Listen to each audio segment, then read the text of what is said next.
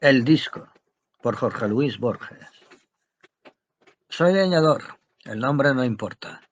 La choza en que nací y en la que pronto habré de morir queda al borde del bosque. Del bosque dicen que se alarga hasta el mar que rodea toda la tierra y por el que andan casas de madera iguales a la mía. No sé, nunca lo he visto. Tampoco he visto el otro lado del bosque. Mi hermano mayor, cuando éramos chicos, me hizo jurar que entre los dos talaríamos todo el bosque hasta que no quedara un solo árbol. Mi hermano ha muerto, y ahora es otra cosa la que busco y seguiré buscando.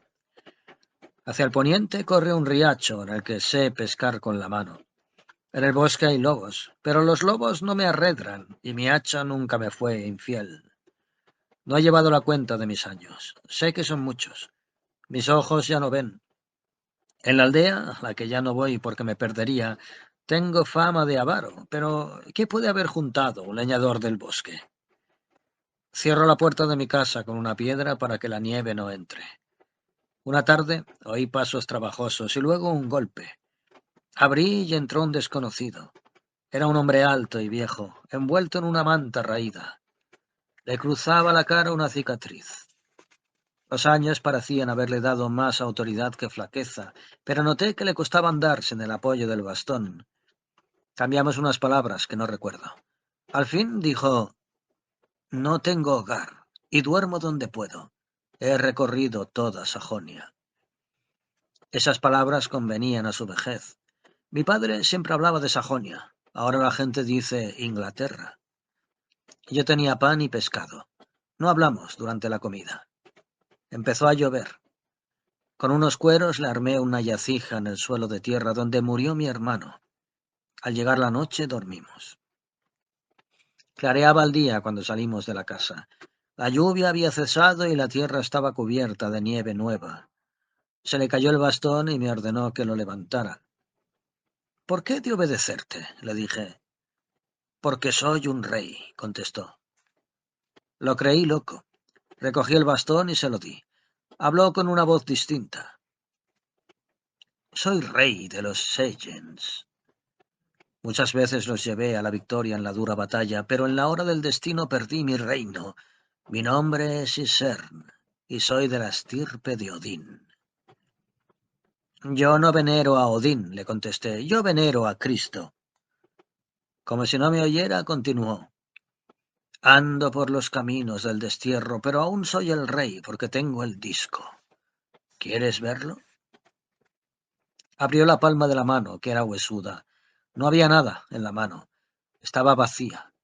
Fue solo entonces que advertí que siempre la había tenido cerrada. Dijo, mirándome con fijeza: «Puedes tocarlo». Ya con algún recelo puse la punta de los dedos sobre la palma. Sentí una cosa fría y vi un brillo. La mano se cerró bruscamente. No dije nada. El otro continuó con paciencia como si hablara con un niño. «Es el disco de Odín. Tiene un solo lado. En la tierra no hay otra cosa que tenga un solo lado. Mientras esté en mi mano, seré el rey».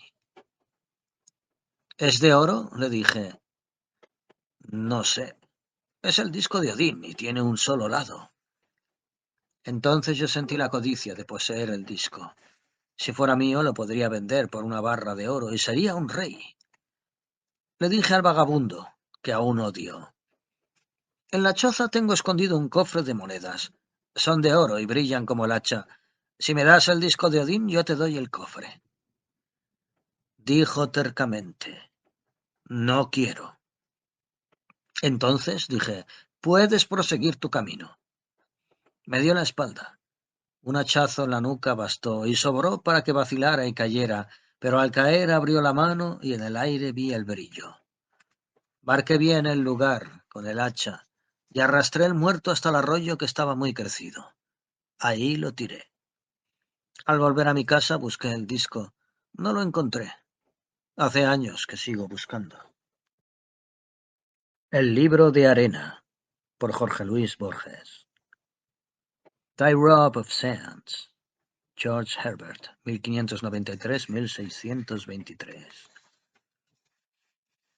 La línea consta de un número infinito de puntos. El plano de un número infinito de líneas. el volumen de un número infinito de planos, el hipervolumen de un número infinito de volúmenes. No, decididamente no es este more geométrico el mejor modo de iniciar mi relato. Afirmar que es verídico es ahora una convención de todo relato fantástico. El mío, sin embargo, es verídico. Yo vivo solo, en un cuarto piso de la calle Belgrano. Hará unos meses, al atardecer, oí un golpe en la puerta. Abrí y entró un desconocido. Era un hombre alto, de rasgos desdibujados. ¿Acaso mi miopía los vio así?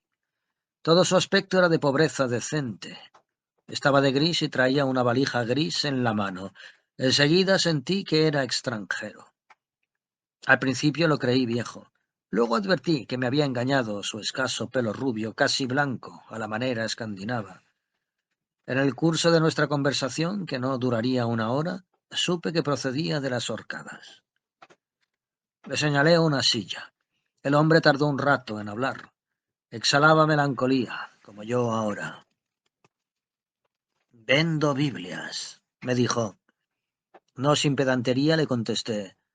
«En esta casa hay algunas Biblias inglesas, incluso la primera, la de John Wycliffe. Tengo asimismo la de Cipriano de Valera, la de Lutero, que literariamente es la peor, y un ejemplar latino de la Vulgata.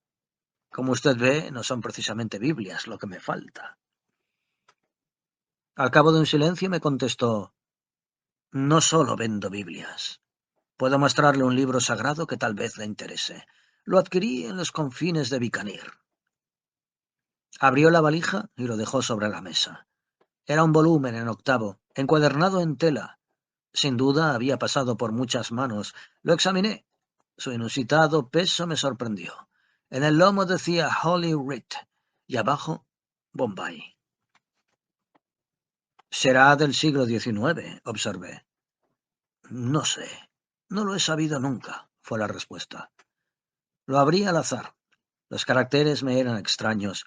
Las páginas, que me parecieron gastadas y de pobre tipografía, estaban impresas a dos columnas a la manera de una Biblia. El texto era apretado y estaba ordenado en versículos. En el ángulo superior de las páginas había cifras arábigas. Me llamó la atención que la página par llevara el número, digamos, 40.514 y la impar, la siguiente, 999. La volví. El dorso estaba numerado con 8 cifras. Llevaba una pequeña ilustración, como es de uso en los diccionarios, un ancla dibujada a la pluma, como por la torpe mano de un niño. Fue entonces que el desconocido me dijo: «Mírela bien. Ya no la verá nunca más». Había una amenaza en la afirmación, pero no en la voz. Me fijé en el lugar y cerré el volumen. Inmediatamente lo abrí. En vano busqué la figura del ancla. Hoja tras hoja. Para ocultar mi desconcierto le dije: «Se trata de una versión de la escritura en alguna lengua indostánica, ¿no es verdad?». «No», me replicó. Luego bajó la voz como para confirmarme un secreto. «Lo adquirí en un pueblo de la llanura, a cambio de unas rupias y de la Biblia. Su poseedor no sabía leer. Sospecho que en el libro de los libros vio un amuleto. Era de la casta más baja. La gente no podía pisar su sombra sin contaminación. Me dijo que su libro se llamaba El libro de arena, porque ni el libro ni la arena tienen ni principio ni fin». Me pidió que buscara la primera hoja. Apoyé la mano izquierda sobre la portada y abrí con el dedo pulgar casi pegado al índice. Todo fue inútil. Siempre se interponían varias hojas entre la portada y la mano. Era como si brotaran del libro. «Ahora busque el final». También fracasé. Apenas logré balbucear con una voz que no era la mía: «Esto no puede ser». Siempre en voz baja, el vendedor de Biblias me dijo: «No puede ser, pero es. El número de páginas de este libro es exactamente infinito. Ninguna es la primera, ninguna la última. No sé por qué están numeradas de ese modo arbitrario, acaso para dar a entender que los términos de una serie infinita admiten cualquier número». Después, como si pensara en voz alta, dijo: si el espacio es infinito, estamos en cualquier punto del espacio. Si el tiempo es infinito, estamos en cualquier punto del tiempo. Sus consideraciones me irritaron. Le pregunté: usted es religioso, sin duda. Sí, soy presbiteriano. Mi conciencia está clara. Estoy seguro de no haber estafado al nativo cuando le di la palabra del Señor a trueque de su libro diabólico. Le aseguré que nada tenía que reprocharse y le pregunté si estaba de paso por estas tierras. Me respondió que dentro de unos días pensaba regresar a su patria. Fue entonces cuando supe que era escocés, de las Islas Orcadas. Le dije que a Escocia yo la quería personalmente por el amor de Stevenson y de Hume. Y de Robbie Burns, corrigió. Mientras hablábamos, yo seguía explorando el libro infinito. Con falsa indiferencia le pregunté: ¿usted se propone ofrecer este curioso espécimen al Museo Británico?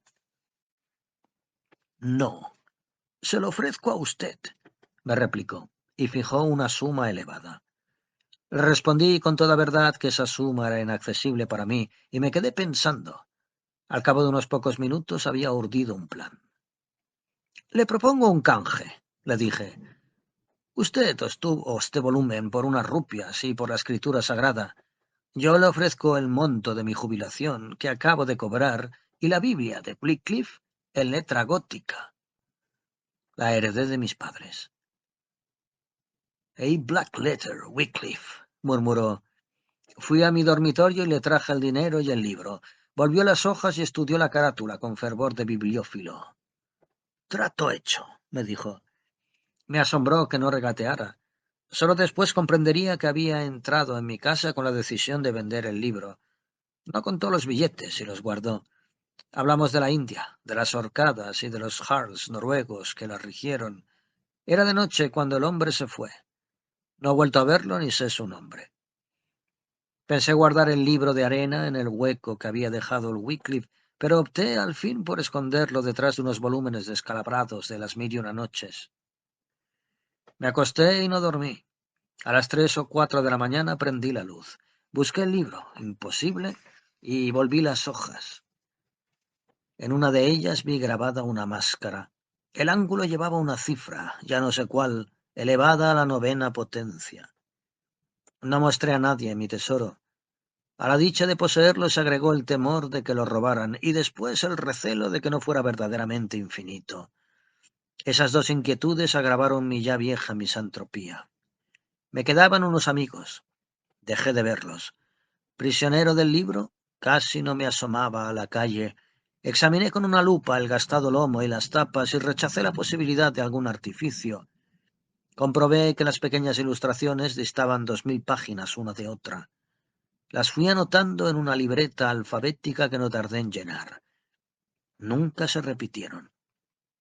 De noche, en los escasos intervalos que me concedía el insomnio, soñaba con el libro. Declinaba el verano y comprendí que el libro era monstruoso. De nada me sirvió considerar que no menos monstruoso era yo, que lo percibía con ojos y lo palpaba con 10 dedos, con uñas.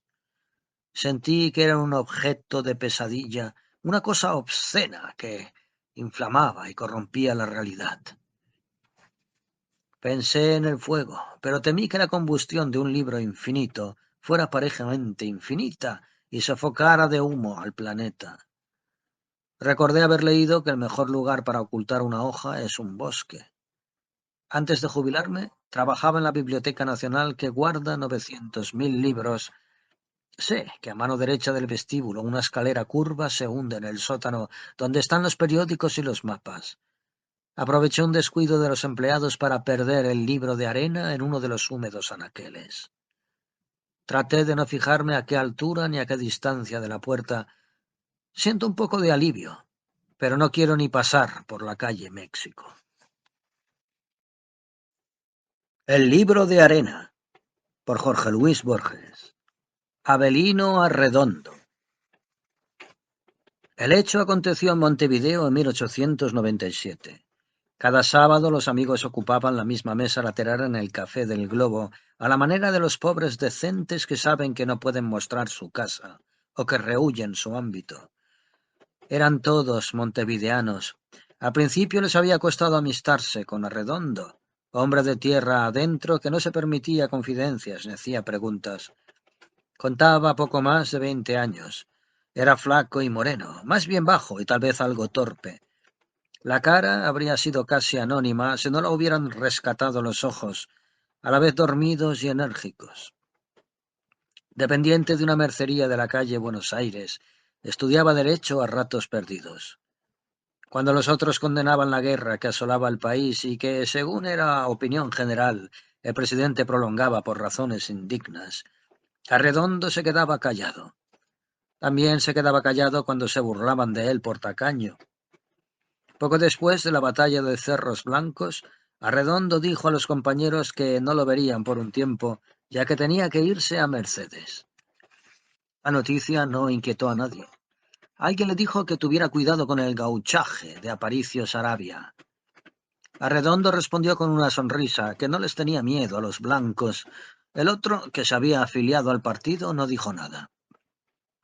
Más le costó decirle adiós a Clara, su novia. Lo hizo casi con las mismas palabras. Le previno que no esperara cartas porque estaría muy atareado. Clara, que no tenía costumbre de escribir, aceptó el agregado sin protestar. Los dos se querían mucho. Arredondo vivía en las afueras. Lo atendía una parda que llevaba el mismo apellido porque sus mayores habían sido esclavos de la familia en tiempos de la Guerra Grande. Era una mujer de toda confianza. Le ordenó que dijera a cualquier persona que lo buscara que él estaba en el campo. Y ya había cobrado su último sueldo en la mercería. Se mudó a una pieza del fondo, la que daba al patio de tierra. La medida era inútil, pero lo ayudaba a iniciar esa reclusión que su voluntad le imponía. Desde la angosta cama de fierro en la que fue recuperando su hábito de sestear, miraba con alguna tristeza un anaquel vacío. Había vendido todos sus libros, incluso los de introducción al derecho. No le quedaba más que una Biblia que nunca había leído y que no concluyó. La cursó página por página, a veces con interés y a veces con tedio, y se impuso el deber de aprender de memoria algún capítulo del Éxodo y el final del Eclesiastés. No trataba de entender lo que iba leyendo. Era libre pensador, pero no dejaba pasar una sola noche sin repetir el Padre Nuestro que le había prometido a su madre al venir a Montevideo. Faltar a esa promesa filial podría traerle mala suerte. Sabía que su meta era la mañana del día 25 de agosto. Sabía el número preciso de días que tenía que transponer. Una vez logrado la meta, el tiempo cesaría, o mejor dicho, nada importaba lo que aconteciera después. Esperaba la fecha como quien espera una dicha y una liberación. Había parado su reloj para no estar siempre mirándolo, pero todas las noches al oír las 12 campanadas oscuras, arrancaba una hoja del almanaque y pensaba un día menos, un día menos, un día menos. Al principio quiso construir una rutina. Matear, fumar los cigarrillos negros que armaba, leer y repasar una determinada cuota de páginas, tratar de conversar con Clementina cuando ésta le traía la comida en una bandeja, repetir y adornar ciertos discursos antes de apagar la candela. Hablar con Clementina, mujer ya entrada en años, no era muy fácil, porque su memoria había quedado detenida en el campo y en lo cotidiano del campo. Disponía asimismo de un tablero de ajedrez en el que jugaba partidas desordenadas que no acertaban con el fin. Le faltaba una torre que solía suplir con una bala o con un vintén. Para poblar el tiempo, Arredondo se hacía la pieza cada mañana con un trapo y con un escobillón y perseguía a las arañas. A la parda no le gustaba que se rebajara esos menesteres que eran de su gobierno y que por lo demás él no sabía desempeñar. Hubiera preferido recordarse con el sol ya bien alto, pero la costumbre de hacerlo cuando clareaba pudo más que su voluntad.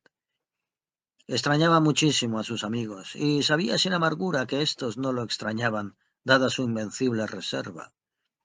Una tarde preguntó por él uno de ellos, y lo despacharon desde el zaguán.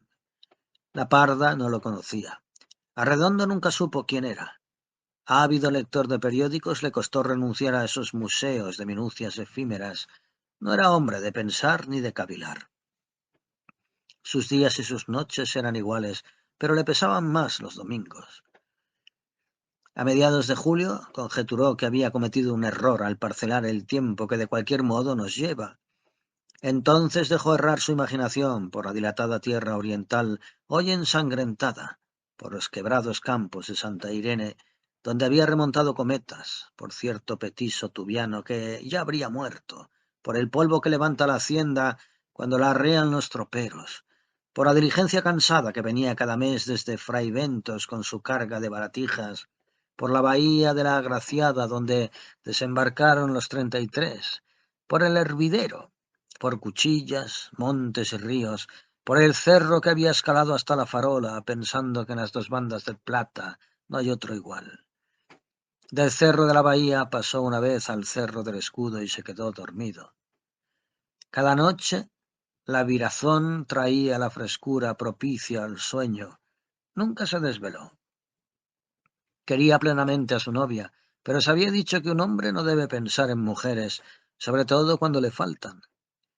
El campo lo había acostumbrado a la castidad. En cuanto al otro asunto, trataba de pensar lo menos posible en el hombre que odiaba. El ruido de la lluvia en la azotea lo acompañaba.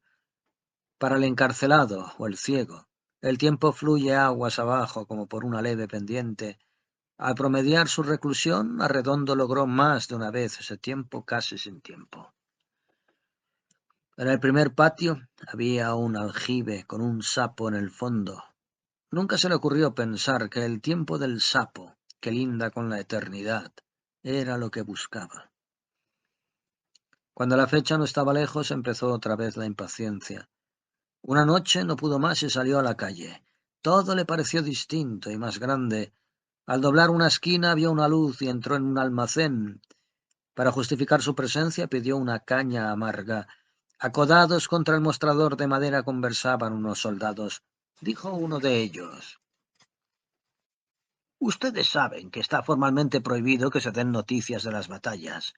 Ayer tarde nos ocurrió una cosa que los va a divertir. Yo y unos compañeros de cuartel pasamos frente a la Razón. Oímos desde afuera una voz que contravenía la orden. Sin perder tiempo entramos. La redacción estaba como boca de lobo, pero lo quemamos a balazos al que seguía hablando. Cuando se cayó, lo buscamos para sacarlo por las patas, pero vimos que era una máquina, que le dicen fonógrafo y que habla sola. Todos se rieron. Arredondo se había quedado escuchando. El soldado le dijo: ¿Qué le parece el chasco, aparcero? Arredondo guardó silencio. El de uniforme le acercó la cara y le dijo: Grita enseguida: ¡Viva el presidente de la nación, Juan Iriarte Borda! Arredondo no desobedeció. Entre aplausos burlones ganó la puerta. Ya en la calle lo golpeó una última injuria. El miedo no es sonso ni junta rabia. Se había portado como un cobarde, pero sabía que no lo era. Volvió pausadamente a su casa. El día 25 de agosto, Avelino Arredondo se recordó a las 9 pasadas. Pensó primero en Clara y solo después en la fecha. Se dijo con alivio: adiós a la tarea de esperar. Ya estoy en el día. Se afeitó sin apuro y en el espejo lo enfrentó la cara de siempre. Eligió una corbata colorada y sus mejores prendas. Almorzó tarde. El cielo gris amenazaba llovizna. Siempre se lo había imaginado radiante. Lo rozó un dejo de amargura al dejar para siempre la pieza húmeda. En el zaguán se cruzó con la parda y le dio los últimos pesos que le quedaban. En la chapa de la ferretería vio rombos de colores y reflexionó que durante más de 2 meses no había pensado en ellos. Se encaminó a la calle del Sarandí.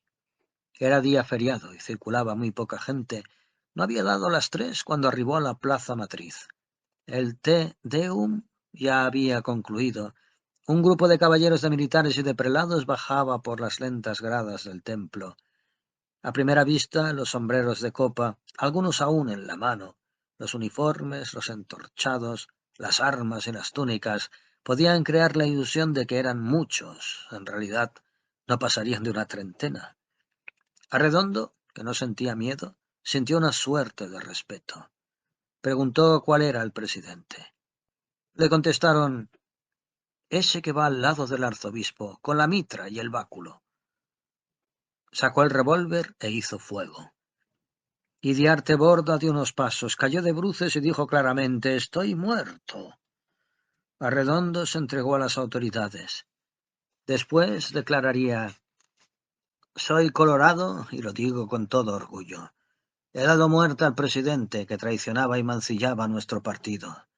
Rompí con los amigos y con la novia para no complicarlos. No miré diarios para que nadie pueda decir que me han incitado.